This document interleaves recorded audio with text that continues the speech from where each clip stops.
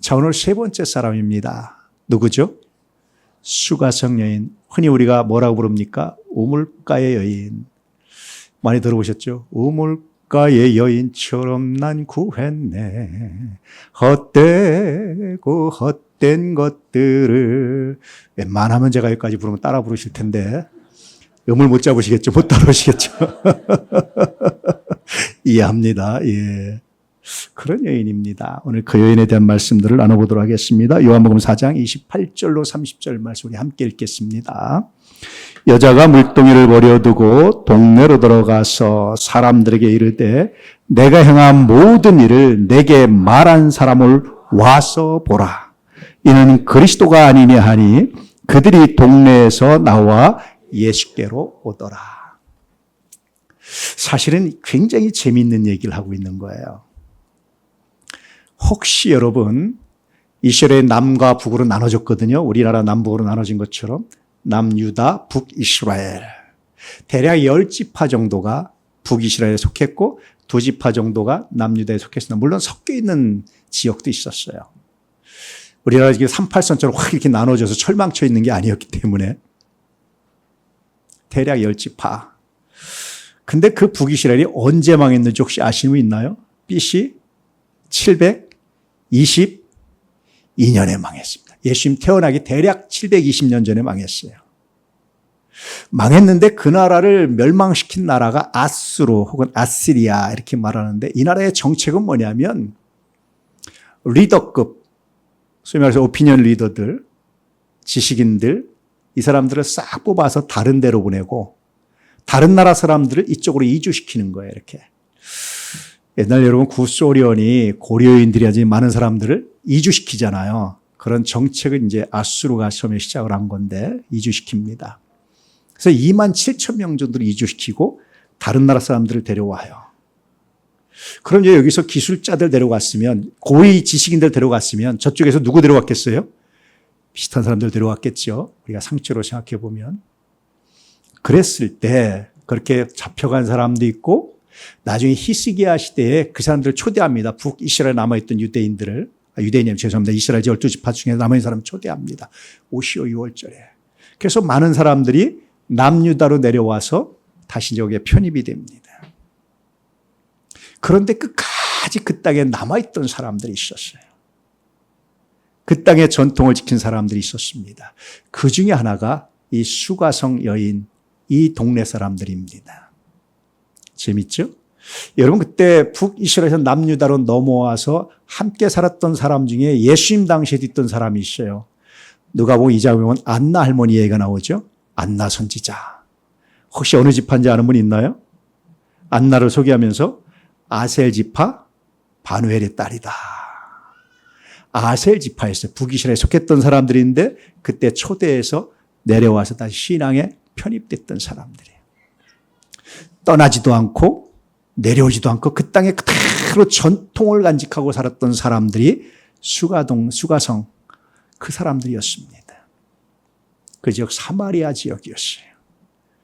재밌게요. 여러분 사마리아 지역 이쪽 동네에 야곱의 12아들 중에 땅 분배받은 지파가 어느 지파인지 혹시 아시는 분 있나요? 오늘은 퀴즈가 많습니다. 혹시 어느 지파일까요? 야곱의 12아들 중에 실질적으로 장자권을 행사한 사람이 누굽니까? 요셉이죠. 요셉에게 2지파를 줬어요. 2 아들 중에 실질적으로 장자권을 또 받은 사람은 누굽니까? 에브라임과 므낫세 중에? 예, 에브라임이죠. 그 지역이 에브라임 지파 사람들 땅이에요. 이 여자 말에 다 녹아 있습니다. 그래서 모세 시대가 끝나고 이스라엘 이끌었던 이 여호수아가 그럼 어느 지파 사람이겠습니까? 자, 이제부터 눈치 게임입니다. 어느 지파죠? 예, 에브라임이죠. 예. 여러분 나중에 남유다와 북이스라엘이 갈라질 때 북이스라엘을 세운 나라 왕 초대 왕이 누군지 아십니까? 여로보암입니다. 여로보암은 어느 지파일까요? 눈치로 예, 에브라임입니다. 훌륭하십니다. 눈치는 다 발달하셨습니다. 그런 사람이에요.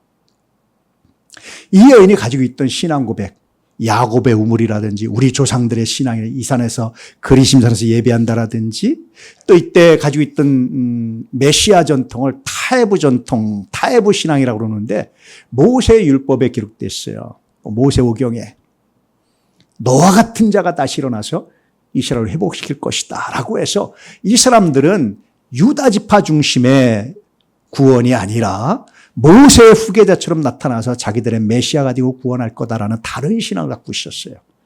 그걸 타에브 전통이라고 그래요. 타에브라는 말이 회복하는 자라는 뜻이거든요. 회복하는 자가 올 겁니다. 그리스도가 올 겁니다. 메시아가 올 겁니다. 그런 신앙을 갖고 있었어요. 그래서 여러분 이 사람들은요. 이 수가성 여인, 이 여인이 거했던 동네는 그냥 단순히 사마리아 사람들이 아니라 어떤 사람들이에요? 굉장히 뿌리 깊은 나름대로 신앙의 전통을 가진 사람들이고 장자권의 의식을 가진 사람들이고 그런 사람들이에요. 이런 사람을 주님께서 만나셨습니다.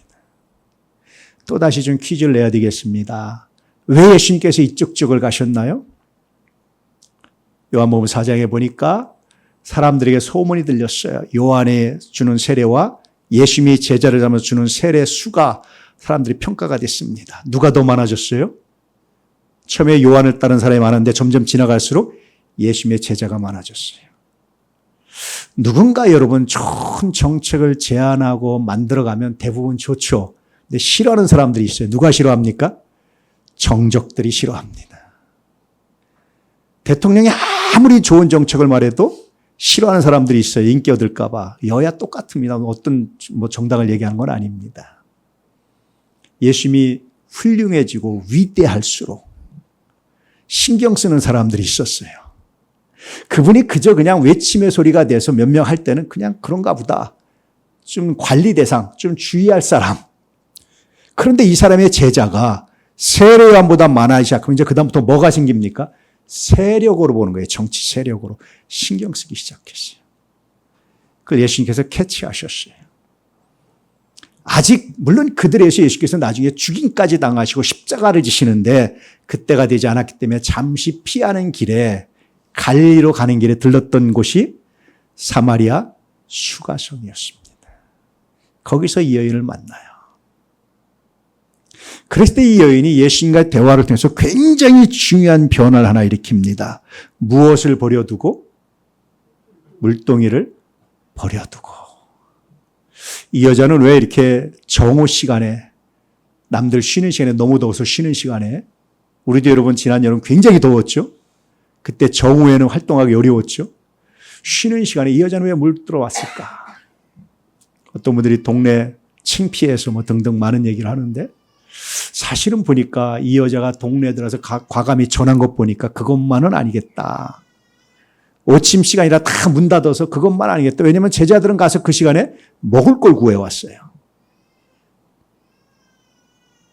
어찌됐든 이 여자가 그 시간에 왔는데 아마도 이 여자는 그 시간에 물을 길러 올 수밖에 없을 만큼 뭐가 떨어졌어요? 분명은 물이 떨어졌어요. 추측컨대 아마 이 여자는 살림에는 그렇게 열심히 없었던 것 같아요. 물 떨어지는 미리 가서 물 떠다 놓고 했을 텐데 별로 거기엔 열심히 없었던 것 같아요. 계속 대화를 해보면 그래요. 그리고 이 여자분이 예수님과 한 대화는 여러분 평범하게 다 됐지만 그 당시에 여성분이 교육받지 못한 여성분이 대화할 수 있는 수준을 넘었습니다. 아마 오늘날 이 여자가 태어나서 활동을 했다면 아마 한 자리 하지 않았을까. 우리나라 조선시대에도 남존 여비 사상이 극심하던 시대에도 여성 천재들이 있었죠. 누굽니까? 여러분 강릉에 가면 헌안설원 들으셨어요? 신사임당 같은 분들.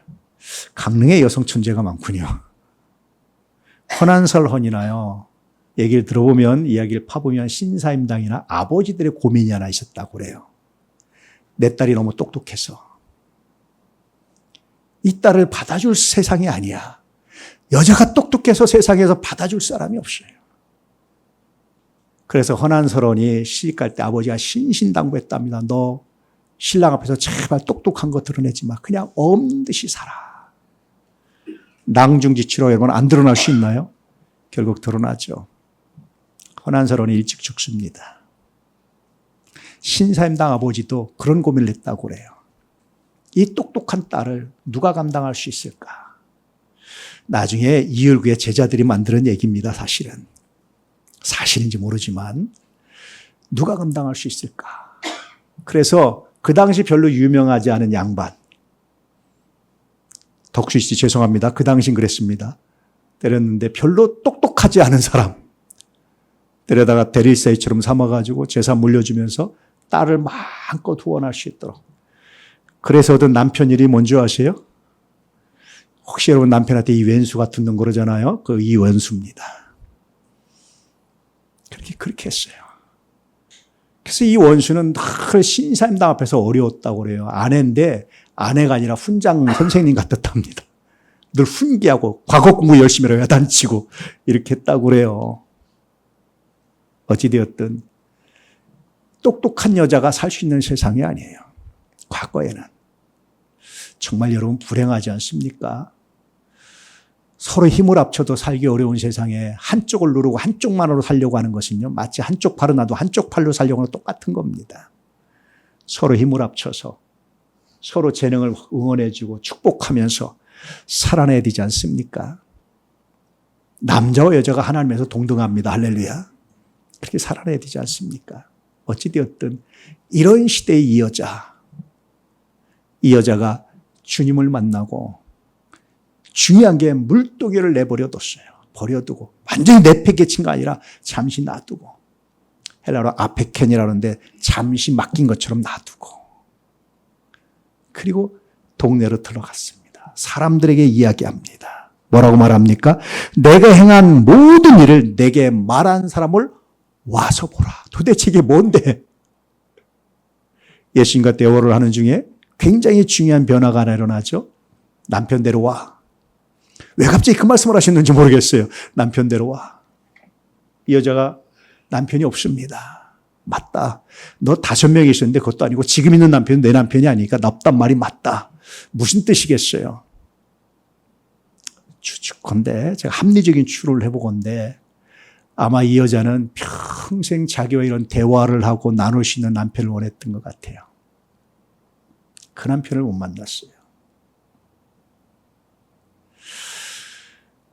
제가 여러 연구 자료들을 봤는데요.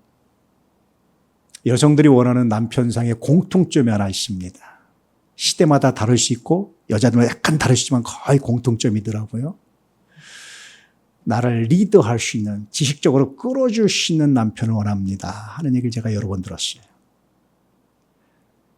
제가 알기로는 하버드 대학인데 실험을 했어요. 사진을 쫙 놓고 사전 정보 아무것도 없이 잘생긴 사람, 몸매 좋은 사람 등등 쫙 놨는데 여자 대학생들 보고 남편감을 골라봐라. 이 중에 하나 고르라면.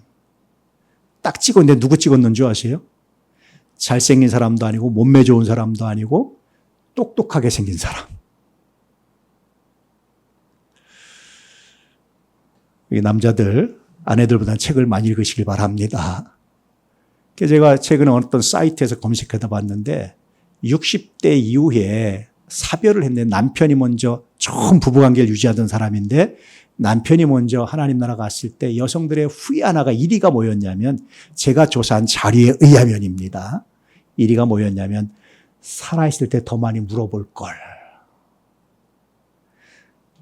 늘 남편이 질문하면 답변을 해줘. 이건 어떻게 해? 그건 이렇게 하면 되지. 이건 어떻게 하면 이렇게 하면 되지. 이 문제는 어떻게? 그건 이렇게 하면 되지. 그렇게 살다가 먼저 가니까 물어볼 사람이 없었다. 참 많은 후회가 더 많이 물어볼 걸. 잘 행복하게 살다가 노년에 사별한 아내들의 후회 1위였다고 하는 제가 조사를 봤어요. 다른 얘기지만 여러분 남편들 열심히 공부하고 책 읽으십시오. 기도도 많이 하시고 성경도 많이 보시고 TV 보지 마시고 유튜브 너무 많이 보지 마시고 싫습니까? 예, 여성분들은 좋아하지만 남편분들은 괜히 눈을 감고 있습니다. 다시 본론으로 돌아오죠. 어찌됐든 그 말을 하니까 이 여자가 너무 놀랐어요. 근데 여러분 재밌잖아요. 도대체 그 말이 뭐길래 남편들은 남편 없습니다. 그래 5 있었지. 지금도 아니지. 없는 게 맞지. 이 말이 뭐 그렇게 감동이 됐다고. 그렇죠? 글로 다 기록되지 않았지만 이 말 속에 뭐가 있습니까? 이 여자의 목마름, 정말 고민하는 것. 예수님이 그걸 아신 거예요. 그 문제가 터치되니까 이 여자가 비로소 동네 사람들한테 떠든 얘기가 더 재밌어요. 여러분, 내가 행한 모든 일을 아는 사람, 나 남편 5 있었는데 지금도 남편이 아니라고 하는 이런 모든 일을 행한 사람, 아는 사람, 이 사람이 왔습니다. 와서 보세요. 이거 그리스도 아닙니까? 메시아 아닙니까? 이해되세요? 이게 언뜻? 이해되십니까? 이 말 속에는요, 이 여자와 예수님과 또는 이 지역의 동네 사람들과 이 여자와의 뭔가 공통점이 있어요. 우리는 그걸 몰라요, 다. 그래서 언뜻 이해가 안 돼. 뭐 이런 일이 다 있어. 너무 비약된 거 아니야? 너무 건너뛴 거 아니야? 그렇게 생각할 수 있잖아요. 그런데 이 여자와 그 예수님만이, 이 여자와 그 동네 사람만이 아는 뭔가가 있었는데 글로 다 기록이 안 됐어요. 한번 생각해 보세요. 로자리아 버터필드라는 미국의 시러큐스 대학의 영문학 교수가 있었는데요. 이분이 신문에 기독교를 반대하는 글을 쫙 썼어요.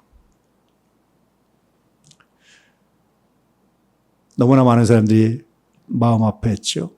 그런데 한 목사님 부부가 이분을 초대했어요, 집으로. 같이 식사를 했어요. 이런저런 얘기를 쭉 하니까 아마 거기서 설명하려고 했으면 설득이 안 됐을 거예요. 이 목사님이 뭘 했냐면, 그래요, 그 부분에 이 성경을 한번 읽어보세요. 그래요, 그 부분에 이 성경을 읽어보세요. 성경을 소개해 줬어요. 교수잖아요. 뭐에 탁월합니까? 연구하고 읽는 데 탁월하죠. 아마 그렇지 않은 사람은 안 읽었을 거예요. 성경을 읽기 시작했어요. 이 사람이 나중에 뭐라고 고백했냐면, 처음에는 내가 성경을 읽었는데 점점점 성경이 나를 읽고 있더라.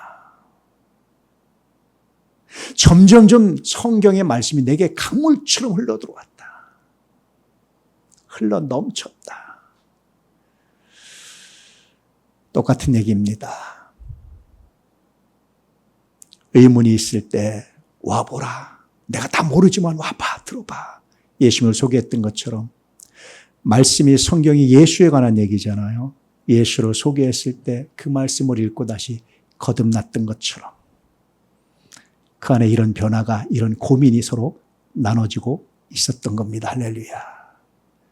그러면서 이 여자의 가장 핵심적으로 제가 봤던 것은 물동이를 버려뒀다는데 굉장히 많은 제가 묵상이 됐어요. 기도합시다. 이게 때문에 안 됩니다. 이거 합시다. 이거 내가 좀 해놓고 안 하겠습니다. 다음에 하겠습니다. 오늘은 이런 일이 있습니다. 소도 사야 합니다. 장가 가야 합니다. 밭도 사야 합니다. 핑계댔던 것처럼 일종의 물동이에요. 예수님께서 굉장히 재밌는 말씀을 하셨어요. 어떤 제자가 와서 예수님, 내가 예수님을 따르고 싶습니다. 그런데 하나 조건이 있습니다. 뭐냐? 우리 아버지 장례를 치르고 나서. 금방 돌아가신 게 아닌 것 같고요. 아버지가 연로하신데 내가 아버지 살아계실 동안 좀 모시고 나서, 그러고 나서 내가 주님 따르겠습니다. 아마 그런 뜻인 것 같아요.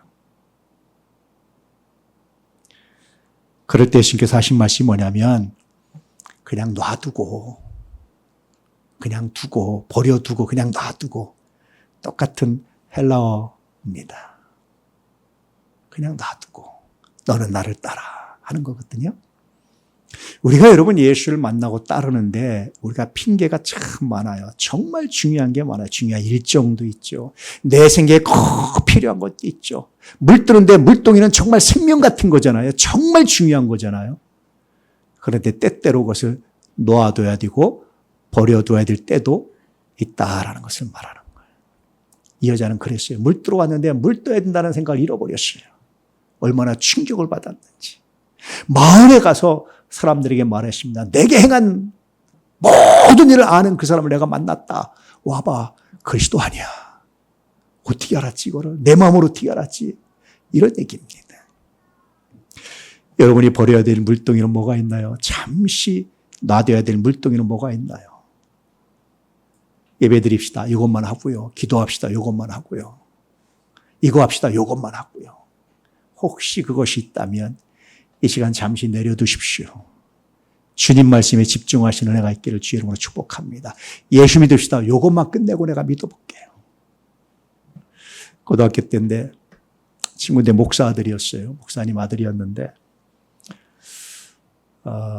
방탕하게 살아요. 학교에서 유명했어요. 제가 복음을 전했습니다. 마음이 아파서. 너 예수 믿어야지. 교회 가야지. 나 가긴 갈 거야. 언제? 나 죽기 직전에. 그때까지 마음껏 살고 나 늙어서 죽기 직전에 나 예수 믿을 거야. 염려하지 마. 너 언제 죽을 줄 알고. 제가 물동이를 버려놓으셔야 됩니다. 할렐루야. 포기해서 버리라는 것이 아니라 잠시 놔두고 먼저 그 나라와 그 일을 구해야되듯이 이 여인은 그랬던 사람이에요. 그 물동이 한번 버려둘 수 있기를, 잠시 내려놓을 수 있기를 축복합니다. 종종 목회하면서 제가 만난 사람 중에 참 재밌는 사람들이 있어요. 주로 공부 굉장히 잘해요. 의대 가고 법대 가고 그래요. 근데 그 엄마가 너무 마음이 허전해. 제가 이제 그 친구들마다 좀 전에 이렇게 얘기하잖아요. 제가 청년부 담당을 했으니까. 얘기하면 뭐라고 그러는 줄 아세요? 내가 요것만 하고요. 내가 여기까지만 하고요. 내가 이것만 하고요. 내가 어머니 돌볼 겁니다. 근데 그거 끝났는데 안 와. 그래서 왜 안 오니? 요거 하나만 더 하고요. 요거 하나만 더 하고요. 나는 공부 잘한다는 게 그때 슬펐어요. 공부 잘하는 아이가. 자기 공부에 집중하고 자기 성공에 집중하다 보니까 주변이 다 다음이었어요. 다시 만나면 제가 꼭 말해주고 싶습니다. 내 물등이 잠깐 내려놓고 너만 바라봤던 엄마를 한번 좀 돌아볼 수 없겠냐 한번 제가 말해주고 싶어요. 여러분 물동이 잠깐 내려놓으십시오. 할렐루야. 그 다음은 없을 수 있습니다. 이런 관점으로 말씀을 다시 읽어보시죠. 여자가 물동이를 버려두고 동네로 들어가서 사람들에게 이를 때 내가 행한 모든 일을 내게 말한 사람을 와서 보라. 이는 그리스도가 아니냐 하니 그들이 동네에서 나와 예수께 오더라. 이 여인을 만난 것 목마름 때문에 왔어요. 그런데 여러분 예수님 우리의 목마름도 아신다라는 겁니다. 수가성년에 상처를 하셨어요. 남편이 5인데 지금도 그 남편이 아니라는 사실을 예수님 비난하지도 않고 책망하지 않으셨어요. 그 고민을 하셨어요. 상처와 실패를 아셨어요. 그 원인이 뭔지도 아셨어요. 그것이 예수님과 소통이 되기 시작했어요. 때때로 발견하는 것은 목마름은 주님의 초대장이다. 할렐루야. 여러분 무엇이 목마르십니까? 사람 중에는요. 아마 이 여인이 여러 남자를 만나서 알고 싶었지만 답을 못 찾았을 거예요. 사람 중에는 답을 못 찾는 경우들이 너무 많아요. 만족할 수 없는 게 너무 많아요. 요즘 오디세이라는 영화가 있잖아요. 그 영화와 관련돼서 나온 단어 중에 하나가 유토피아라는 단어예요. Not place, 그런 장소가 없다. 사람 중에 여러분 만족시킬 사람 없어요. 목사인 저도 여러분 만족 못 시킵니다. 제가 고백하는데 난 여러분 만족시킬 자신이 없습니다.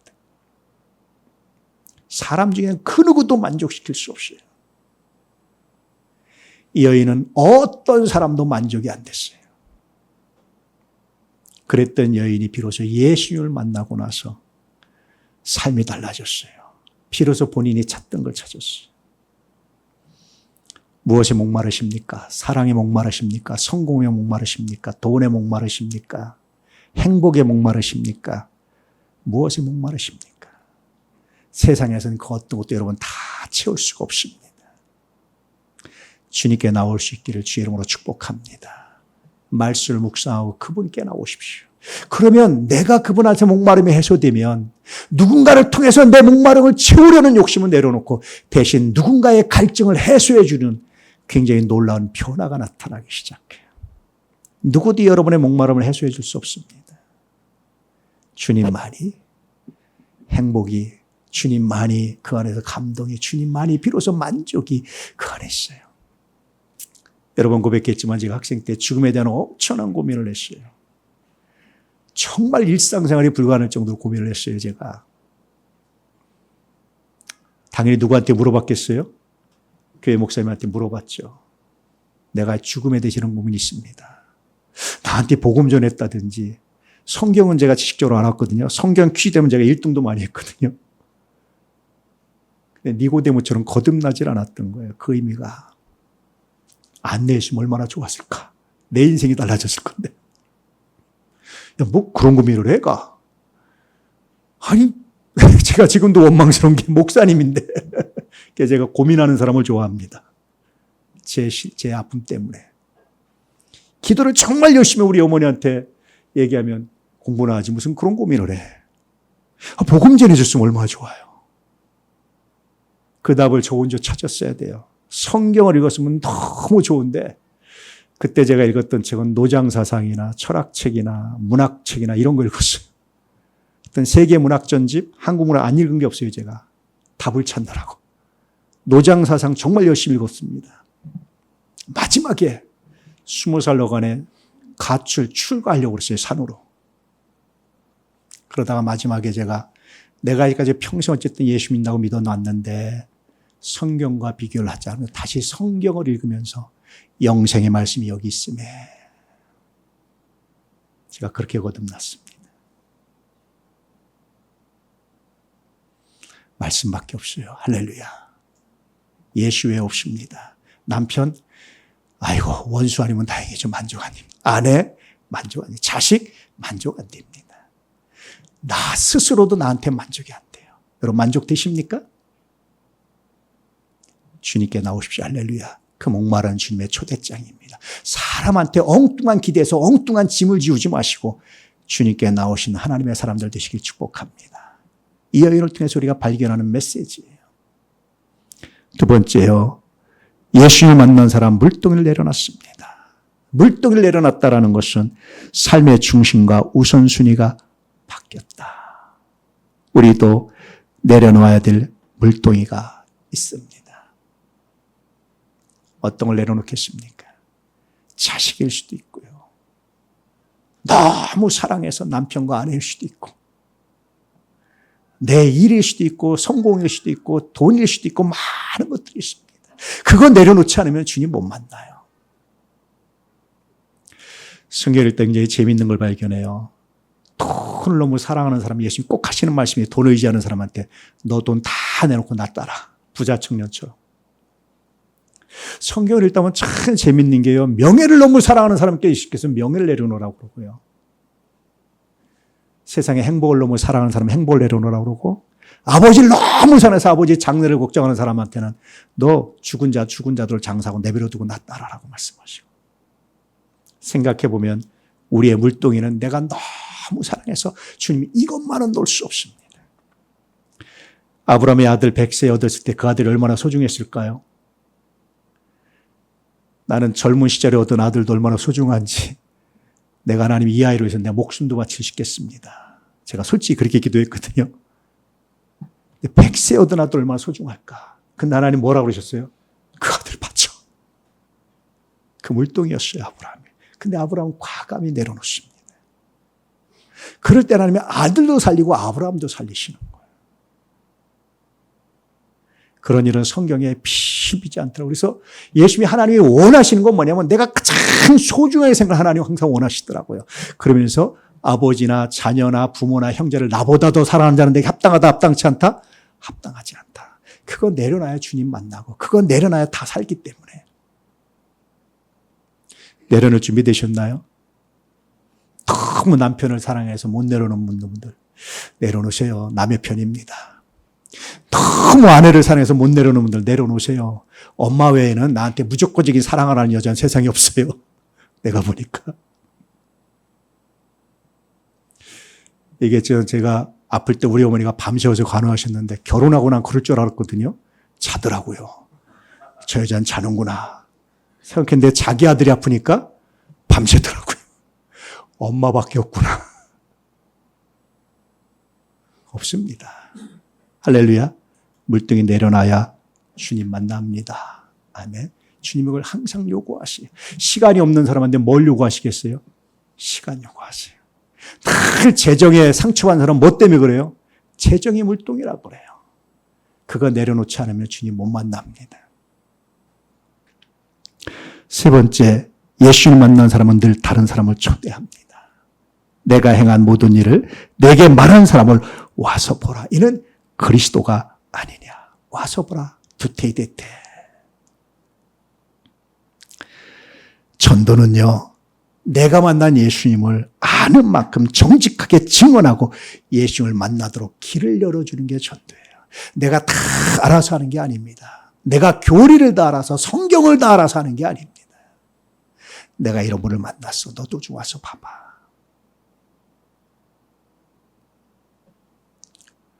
이 여인의 변화가 우리의 변화가 되기를 주 예수 이름으로 축복합니다. 버려야 될 물동이가 무엇인지를 찾고 과감히 내려놓고 주님께 나오십시오. 주님만이 만족이 됩니다. 그렇지 않고 만족이 안 돼요. 누구도 주님을 대신할 수 없다는 사실을 정말 많이 발견합니다. 그 안에서, 예수 안에서 영생의 기쁨과 감동을 가지고 살아내시는 하나님의 사람들 되시길 주 이름으로 축복합니다. 축복합니다. 이제 이 시간 마음에 떠오르는 한 사람의 이름을 품고 기도할 수 있기를 축복합니다. 와서 보라 두테이데테. 우리의 작은 초대가 한 사람을 세상의 구주이신 예수님께 인도하는 은혜의 통로가 될 것을 확신하고 믿습니다. 메시지 함께 읽죠. 물동이를 내려놓고 마음에 품은 사람에게 가서 선포하라. 와서 보라 두테이데테. 할렐루야.